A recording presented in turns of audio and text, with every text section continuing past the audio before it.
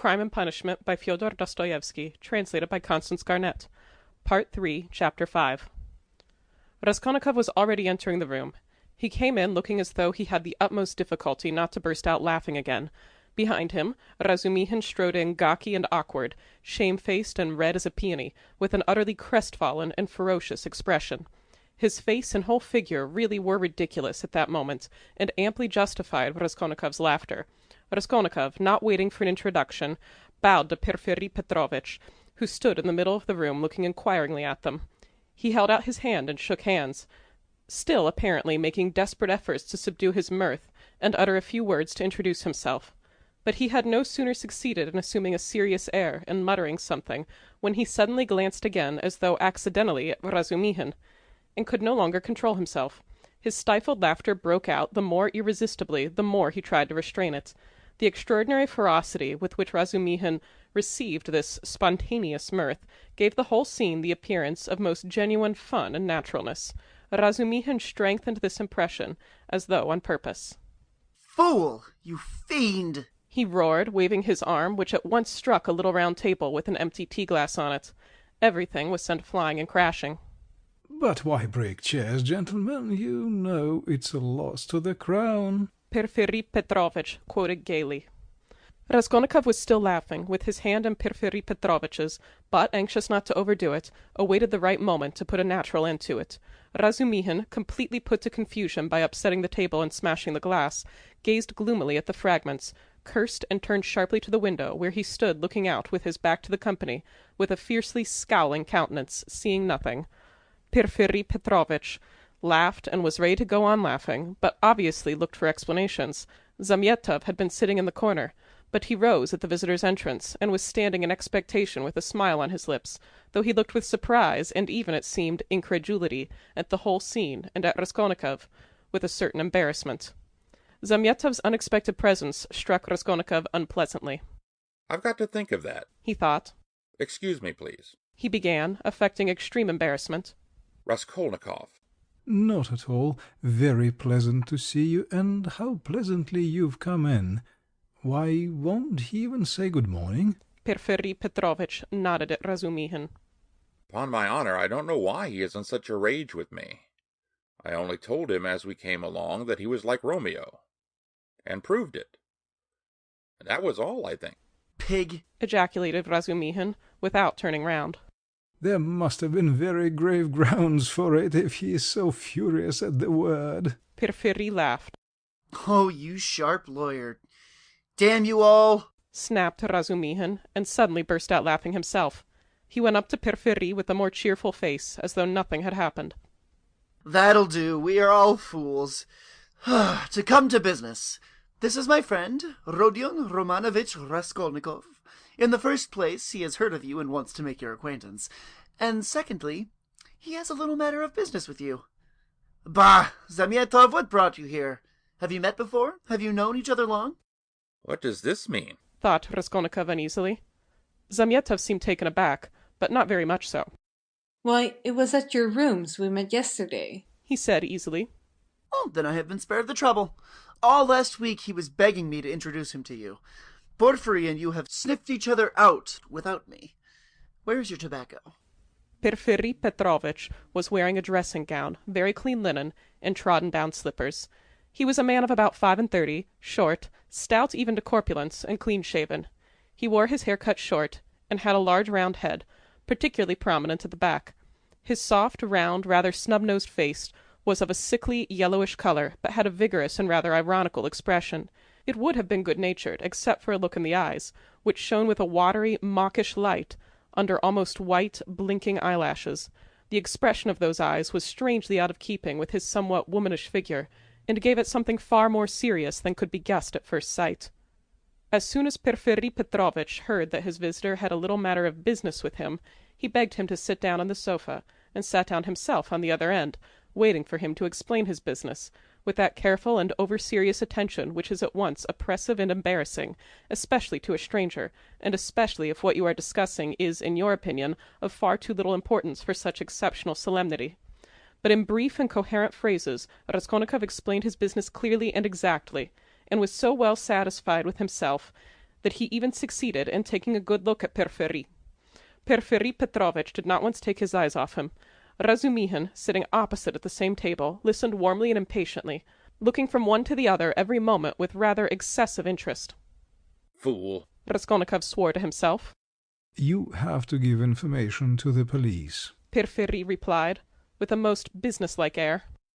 That having learnt of this incident, that is of the murder, you beg to inform the lawyer in charge of the case that such and such things belong to you, and that you desire to redeem them, but they will write to you.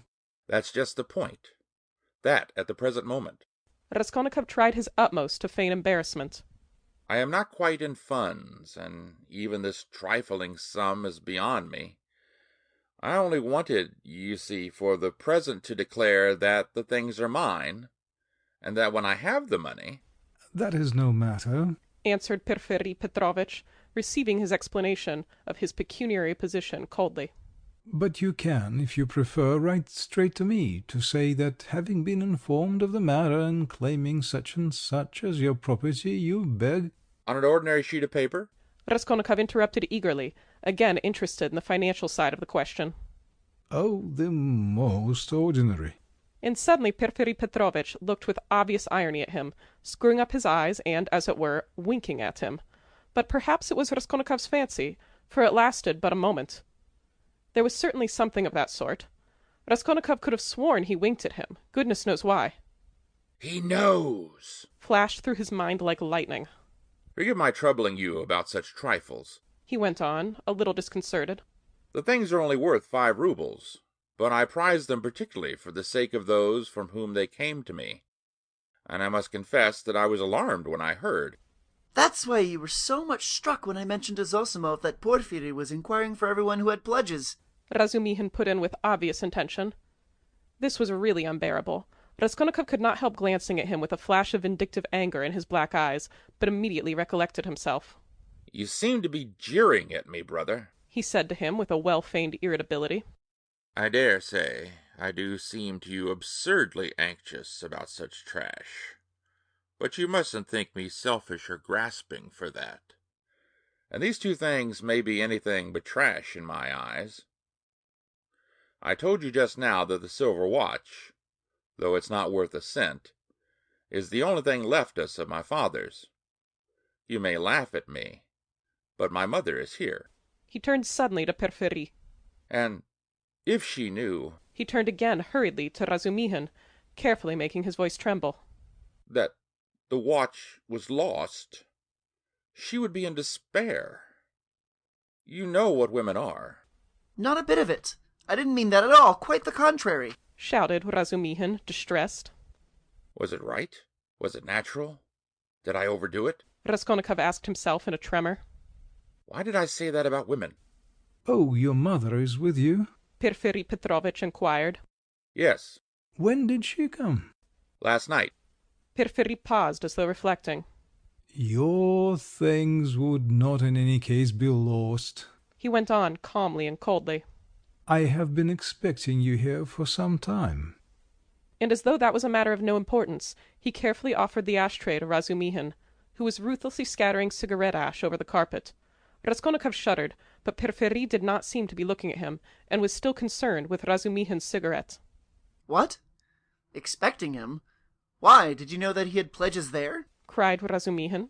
Porfiry Petrovitch addressed himself to Raskolnikov. Your things, the ring and the watch, were wrapped up together, and on the paper your name was legibly written in pencil, together with the date on which you left them with her. How observant you are. Raskolnikov smiled awkwardly, doing his very utmost to look him straight in the face, but he failed, and suddenly added, I say that because I suppose there were a great many pledges, that it must be difficult to remember them all, but you remember them all so clearly, and... Stupid! Feeble! he thought. Why did I add that? But we know all who had pledges, and you are the only one who hasn't come forward. Porfiry answered with hardly perceptible irony. I haven't been quite well. I heard that too. I heard indeed that you were in great distress about something. You look pale still. I am not pale at all. No, I am quite well. Raskolnikov snapped out rudely and angrily, completely changing his tone. His anger was mounting. He could not repress it. And in my anger I shall betray myself. Flashed through his mind again. Why are they torturing me? Not quite well. Razumihin caught him up. What next? He was unconscious and delirious all yesterday. Would you believe, Porfiry, as soon as our backs were turned, he dressed, though he could hardly stand, and gave us the slip and went off on a spree somewhere till midnight, delirious all the time. Would you believe it? Extraordinary. Really delirious? You don't say so. Porfiry shook his head in a womanish way. Nonsense, don't you believe it? But you don't believe it anyway. Raskolnikov let slip in his anger, but Porfiry Petrovitch did not seem to catch those strange words. But how could you have gone out if you hadn't been delirious? Razumihin got hot suddenly. What did you go out for? What was the object of it? And why on the sly? Were you in your senses when you did it? Now that all danger is over, I can speak plainly. I was awfully sick of them yesterday. Raskolnikov addressed Porfiry suddenly with a smile of insolent defiance. I ran away from them to take lodgings where they couldn't find me, and took a lot of money with me. Mr. Zamyatov there saw it. I say, Mr. Zamyatov, was I sensible or delirious yesterday? Settle our dispute. He could have strangled Zamyatov at that moment, so hateful were his expression and his silence to him. In my opinion, you talked sensibly and even artfully, but you were extremely irritable. Zamyatov pronounced dryly. And Nicodim Fomitch was telling me today, Put in Porfiry Petrovitch, that he met you very late last night in the lodging of a man who had been run over. And there, said Razumihin. Weren't you mad then? You gave your last penny to the widow for the funeral. If you wanted to help, give 15 or 20 even, but keep 3 rubles for yourself at least. But he flung away all the 25 at once. Maybe I found a treasure somewhere, and you know nothing of it. So that's why I was liberal yesterday. Mr. Zamyatov knows I've found a treasure. Excuse us, please, for disturbing you for half an hour with such trivialities, he said, turning to Porfiry Petrovitch with trembling lips. We are boring you, aren't we? Oh, no, quite the contrary, quite the contrary. If only you knew how you interest me. It's interesting to look on and listen, and I am really glad you have come forward at last. But you might give us some tea, my throat's dry, cried Razumihin. Capital idea. Perhaps we will all keep you company. Wouldn't you like something more essential before tea? Get along with you. Porfiry Petrovitch went out to order tea. Raskolnikov's thoughts were in a whirl. He was in terrible exasperation. The worst of it is they don't disguise it. They don't care to stand on ceremony. And how, if you didn't know me at all, did you come to talk to Nicodim Fomitch about me? So they don't care to hide that they are tracking me like a pack of dogs.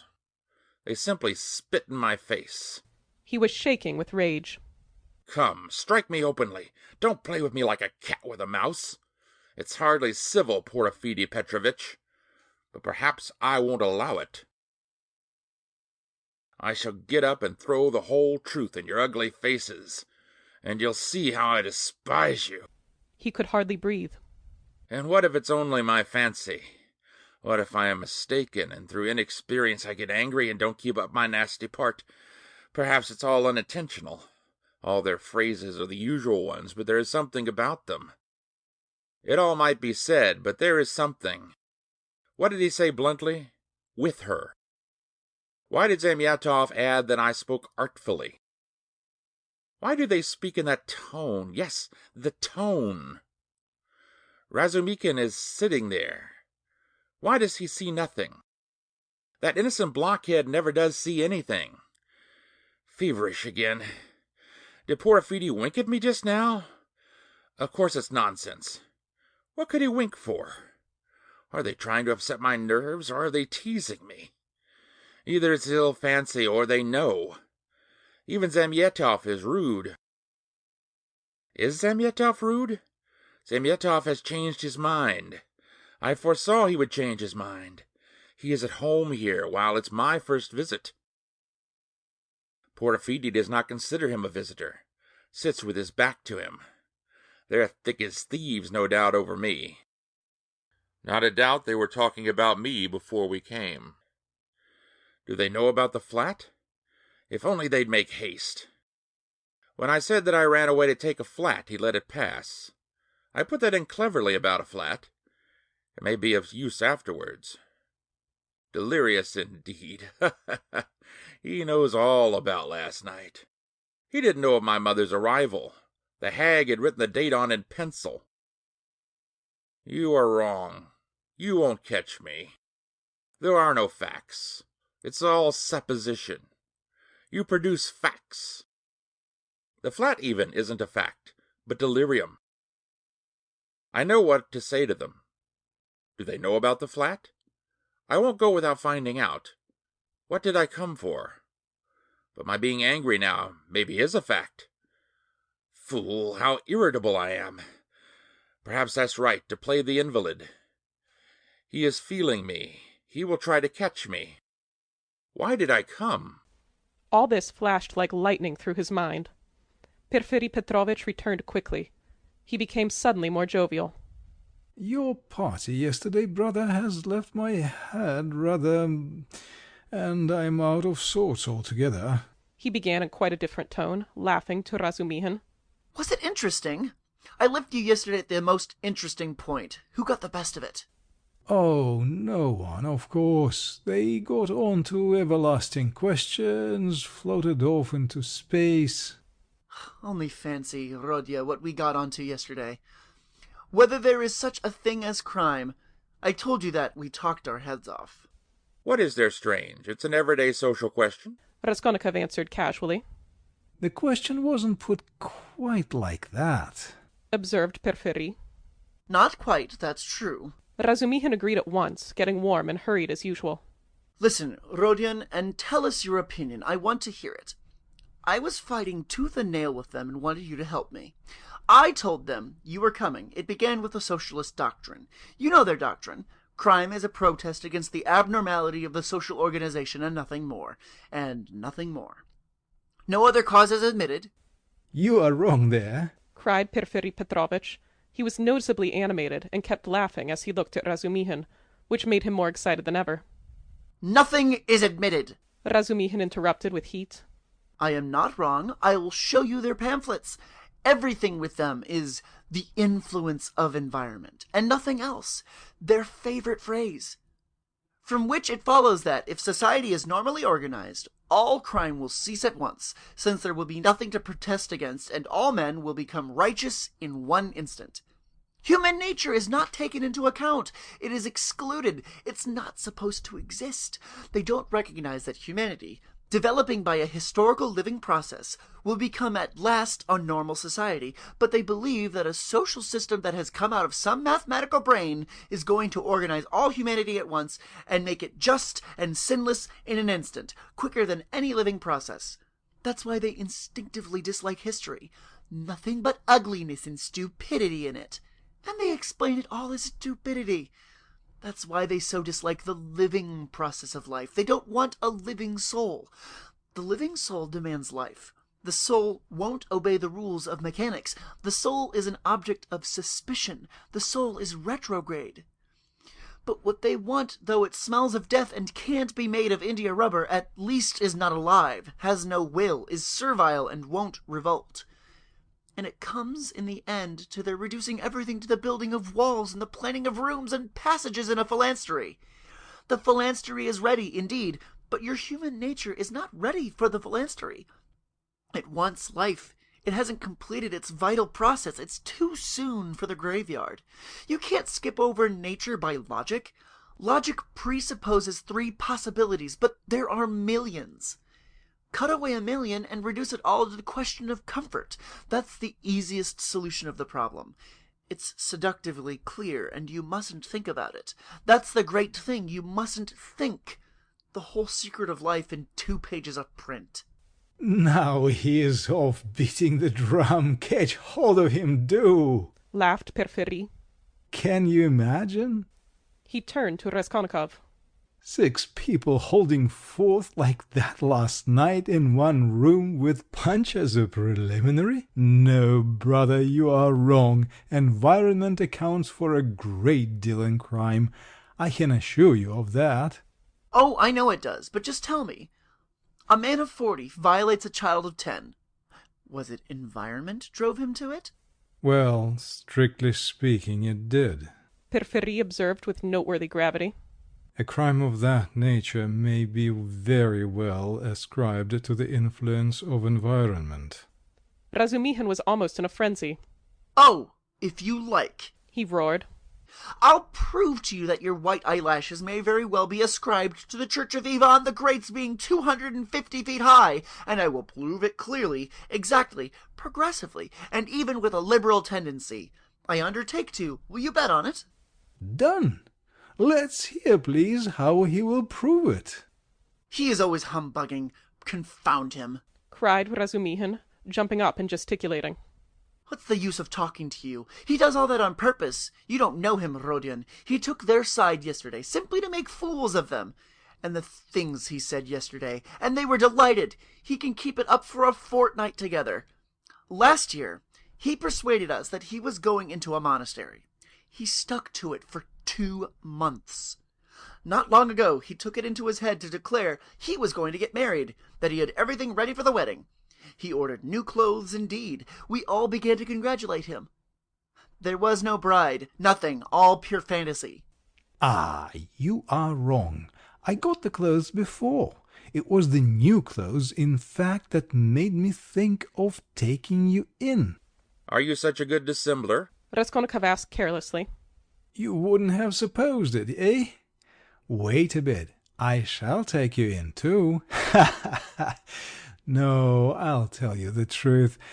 All these questions about crime, environment, children recall to my mind an article of yours, which interested me at the time, on crime, or something of the sort. I forget the title. I read it with pleasure 2 months ago in the Periodical Review. My article? In the Periodical Review? Raskolnikov asked in astonishment. I certainly did write an article upon a book 6 months ago when I left the university. But I sent it to the Weekly Review. But it came out in the periodical. And the Weekly Review ceased to exist, so that's why it wasn't printed at the time.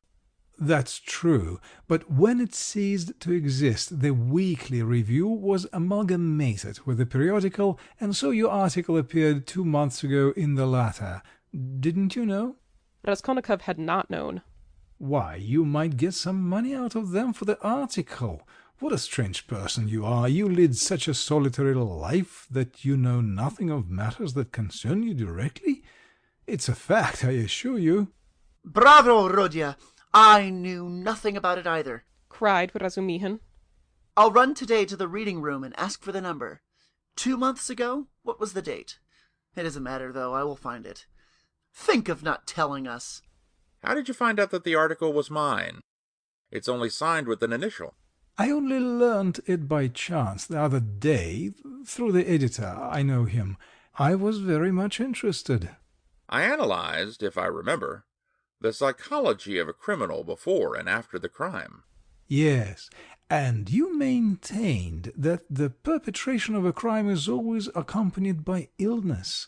Very, very original, but it was not that part of your article that interested me so much, but an idea at the end of the article which I regret to say you merely suggested without working it out clearly.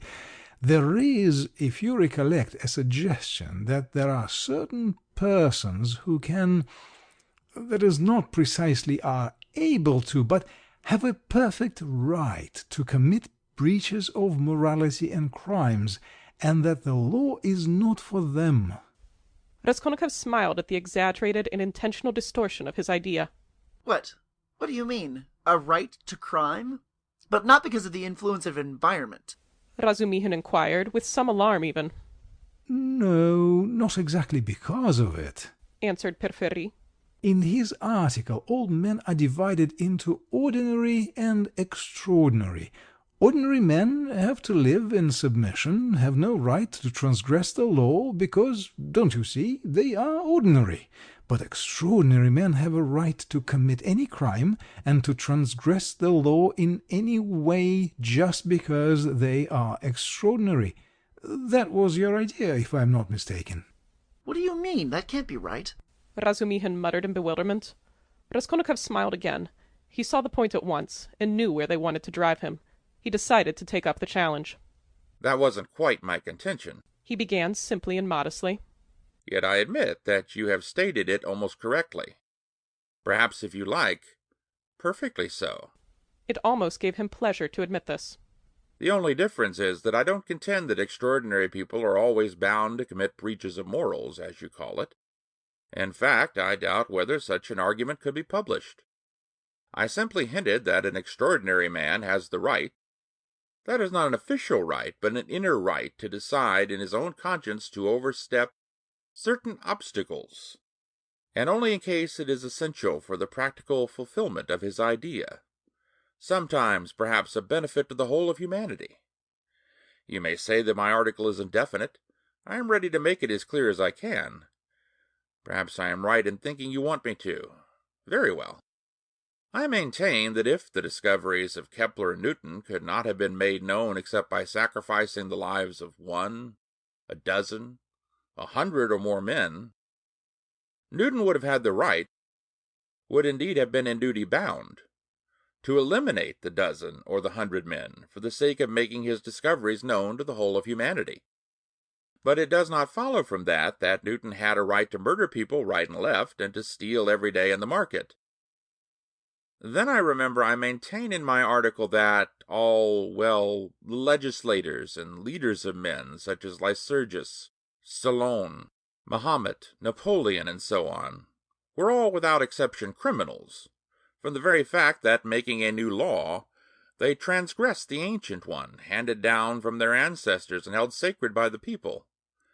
And they did not stop short at bloodshed either, if that bloodshed, often of innocent persons fighting bravely in defense of ancient law, were of use to their cause.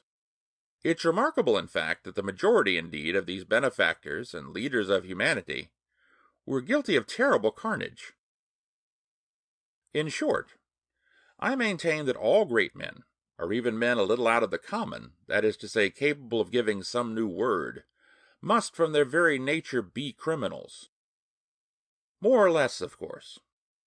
Otherwise it's hard for them to get out of the common rut, and to remain in the common rut is what they can't submit to, from their very nature again, and to my mind they ought not, indeed, to submit to it.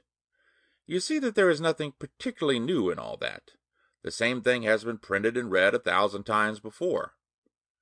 As for my division of people into ordinary and extraordinary, I acknowledge that it's somewhat arbitrary, but I don't insist upon exact numbers. I only believe in my leading idea that men are in general divided by a law of nature into 2 categories: inferior, ordinary, that is, so to say, material that serves only to reproduce its kind, and men who have the gift or the talent to utter a new word. There are, of course, innumerable subdivisions, but the distinguishing features of both categories are fairly well marked. The first category, generally speaking, are men conservative in temperament and law-abiding. They live under control and love to be controlled. To my thinking, it is their duty to be controlled, because that's their vocation, and there is nothing humiliating in it for them. The second category all transgress the law. They are destroyers or disposed to destruction according to their capacities. The crimes of these men are, of course, relative and varied. For the most part, they seek in very varied ways the destruction of the present for the sake of the better. But if such a one is forced for the sake of his idea to step over a corpse or wade through blood, he can, I maintain, find within himself, in his conscience, a sanction for wading through blood. That depends on the idea and its dimensions, note that. It's only in that sense I speak of their right to crime in my article. You remember it began with a legal question. There's no need for such anxiety, however. The masses will scarcely ever admit this right.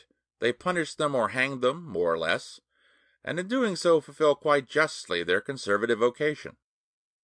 But the same masses set these criminals on a pedestal in the next generation and worship them, more or less.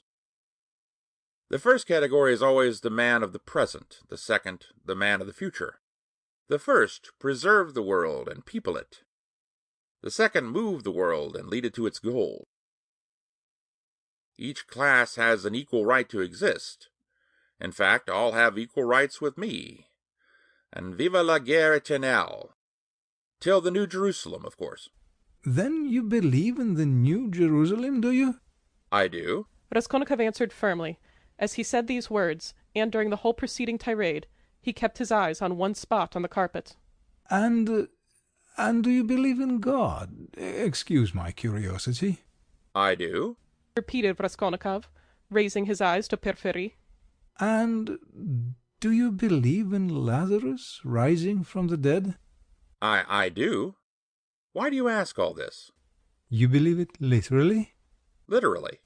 You don't say so. I asked from curiosity, excuse me, but let us go back to the question. They are not always executed.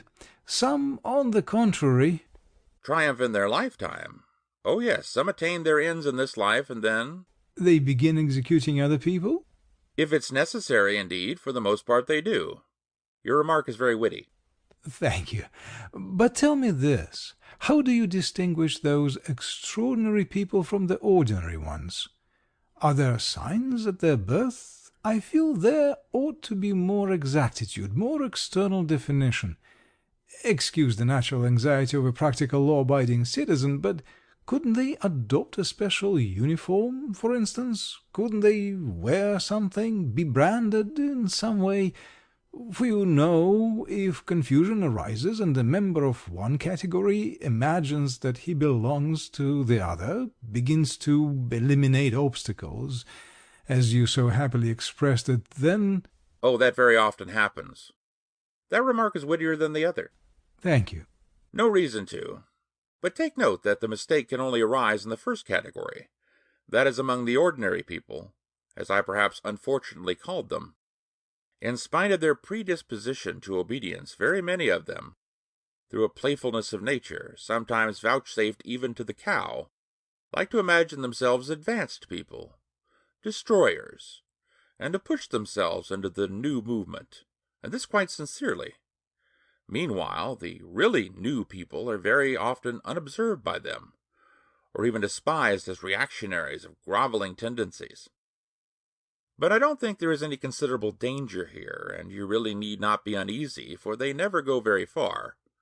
Of course, they might have a thrashing sometimes for letting their fancy run away with them, and to teach them their place, but no more. In fact, even this isn't necessary, as they castigate themselves. For they are very conscientious. Some perform this service for one another, and others chastise themselves with their own hands. They will impose various public acts of penitence upon themselves, with a beautiful and edifying effect. In fact, you've nothing to be uneasy about. It's a law of nature. Well, you have certainly set my mind more at rest on that score, but there's another thing worries me. Tell me, please, are there many people who have the right to kill others, these extraordinary people? I'm ready to bow down to them, of course, but you must admit it's alarming if there are a great many of them, eh? Oh, you needn't worry about that either. Raskolnikov went on in the same tone. People with new ideas, people with the faintest capacity for saying something new, are extremely few in number. Extraordinarily so, in fact. One thing only is clear, that the appearance of all these grades and subdivisions of men must follow with unfailing regularity some law of nature. That law, of course, is unknown at present. But I am convinced that it exists, and one day may become known. The vast mass of mankind is mere material, and only exists in order by some great effort, by some mysterious process, by means of some crossing of races and stocks, to bring into the world at last perhaps one man out of 1,000 with a spark of independence. 1 in 10,000, perhaps, I speak roughly, approximately, is born with some independence. and with still greater independence 1 in 100,000. The man of genius is one of millions, and the great geniuses, the crown of humanity, appear on earth perhaps 1 in many thousand millions. In fact, I have not peeped into the retort in which all this takes place. But there certainly is and must be a definite law. It cannot be a matter of chance. Why, are you both joking? Razumihin cried at last. There you sit, making fun of one another. Are you serious, Rodya? Raskolnikov raised his pale and almost mournful face and made no reply. And the unconcealed, persistent, nervous, and discourteous sarcasm of Porfiry seemed strange to Razumihin beside that quiet and mournful face. Well, brother, if you are really serious, you are right, of course, in saying that it's not new, that it's like what we've read and heard 1,000 times already. But what is really original in all this, and is exclusively your own, to my horror, is that you sanction bloodshed in the name of conscience. And, excuse my saying so, with such fanaticism. That, I take it, is the point of your article. But that sanction of bloodshed by conscience is, to my mind, more terrible than the official legal sanction of bloodshed. You are quite right. It is more terrible. Porfiry agreed. Yes, you must have exaggerated. There is some mistake. I shall read it. You can't think that. I shall read it. All that is not in the article. There's only a hint of it, said Raskolnikov. Yes, yes. Porfiry couldn't sit still. Your attitude to crime is pretty clear to me now, but excuse me for my impertinence. I'm really ashamed to be worrying you like this. You see, you've removed my anxiety as to the two grades getting mixed, but there are various practical possibilities that make me uneasy. What if some man or youth imagines that he is a Lycurgus or Mahomet, a future one, of course, and suppose he begins to remove all obstacles? He has some great enterprise before him and needs money for it, and tries to get it, do you see? Zamyetov gave a sudden guffaw in his corner. Raskolnikov did not even raise his eyes to him. I must admit, he went on calmly, that such cases certainly must arise. The vain and foolish are particularly apt to fall into that snare. Young people especially. Yes, you see. Well then? What then? Raskolnikov smiled in reply. That's not my fault. So it is, and so it always will be. He said just now... He nodded at Razumihin. ...that I sanction bloodshed. Society is too well protected by prisons, banishment, criminal investigators, penal servitude. There's no need to be uneasy. You have but to catch the thief. And what if we do catch him? Then he gets what he deserves. You are certainly logical. But what of his conscience? Why do you care about that? Simply from humanity. If he has a conscience, he will suffer for his mistake. That will be his punishment, as well as the prison. But the real geniuses? Asked Razumihin, frowning. Those who have the right to murder? Oughtn't they to suffer at all, even for the blood they've shed? Why the word ought? It's not a matter of permission or prohibition. He will suffer if he is sorry for his victim. Pain and suffering are always inevitable for a large intelligence and a deep heart. The really great men must, I think, have great sadness on earth. He added dreamily, not in the tone of the conversation. He raised his eyes, looked earnestly at them all, smiled, and took his cap. He was too quiet by comparison with his manner at his entrance, and he felt this. Everyone got up. Well, you may abuse me, be angry with me if you like, Porfiry Petrovitch began again. But I can't resist. Allow me one little question. I know I'm troubling you. There is just one little notion I want to express, simply that I may not forget it. Very good. Tell me your little notion. Raskolnikov stood waiting, pale and grave, before him. Well, you see, I really don't know how to express it properly. It's a playful, psychological idea. When you were writing your article, surely you couldn't have helped fancying yourself just a little an extraordinary man, uttering a new word in your sense. That's so, isn't it? Quite possibly, Raskolnikov answered contemptuously. Razumihin made a movement. And if so, could you bring yourself, in case of worldly difficulties and hardship, or for some service to humanity, to overstep obstacles? For instance, to rob and murder. And again he winked with his left eye, and laughed noiselessly, just as before. If I did, I certainly should not tell you. Raskolnikov answered with defiant and haughty contempt. No, I was only interested on account of your article, from a literary point of view. Phoo! How obvious and insolent that is. Raskolnikov thought with repulsion. Allow me to observe, He answered dryly, that I don't consider myself a Mohammed or a Napoleon, nor any personage of that kind. And not being one of them, I cannot tell you how I should act. Oh, come, don't we all think ourselves Napoleons now in Russia? Porfiri Petrovitch said with alarming familiarity. Something peculiar betrayed itself in the very intonation of his voice. Perhaps it was one of these future Napoleons who did for Alyona Ivanovna last week? Zamyatov blurted out from the corner. Raskolnikov did not speak, but looked firmly and intently at Porfiri. Razumihin was scowling gloomily. He seemed before this to be noticing something. He looked angrily around. There was a minute of gloomy silence. Raskolnikov turned to go. Are you going already? Porfiri said amiably, holding out his hand with excessive politeness. Very, very glad of your acquaintance. As for your request, have no uneasiness. Write just as I told you, or better still, come to me there yourself in a day or two. Tomorrow, indeed. I shall be there at 11 o'clock for certain. We'll arrange it all. We'll have a talk. As one of the last to be there, you might perhaps be able to tell us something. He added with a most good-natured expression. You want to cross-examine me officially, in due form? Raskolnikov asked sharply. Oh, why? That's not necessary for the present. You misunderstand me. I lose no opportunity, you see, and I've talked with all who had pledges. I obtained evidence from some of them, and you are the last. Yes, by the way, He cried, seemingly suddenly delighted. I just remember, what was I thinking of? He turned to Razumihin. You are talking my ears off about that Nikolai. Of course I know very well He turned to Raskolnikov. that the fellow is innocent. But what is one to do? We had to trouble Dmitri too.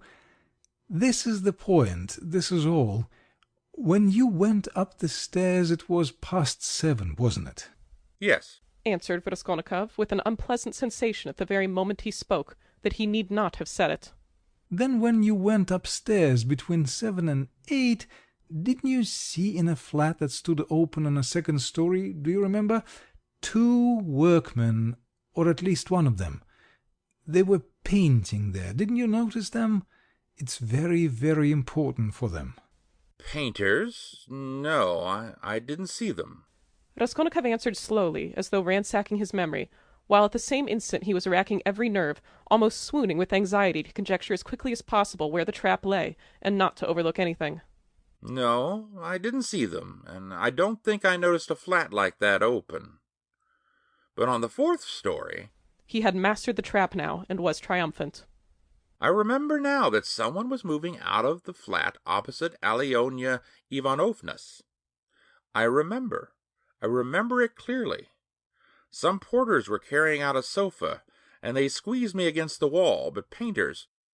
No, I don't remember that there were any painters, and I don't think that there was a flat open anywhere. No, there wasn't. What do you mean? Razumihin shouted suddenly, as though he had reflected and realized. Why, it was on the day of the murder the painters were at work. And he was there 3 days before.